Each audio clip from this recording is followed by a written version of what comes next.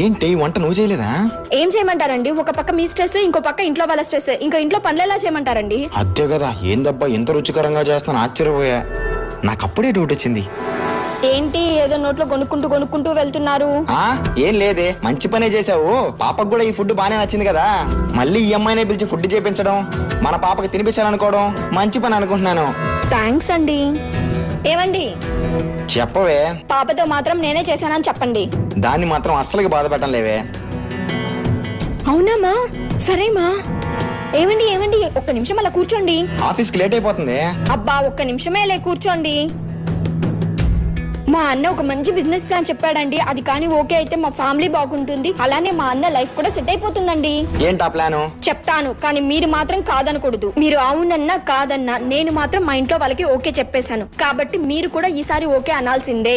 అబ్బా ముందు ఆ బిజినెస్ ప్లాన్ ఏంటో చెప్పవే.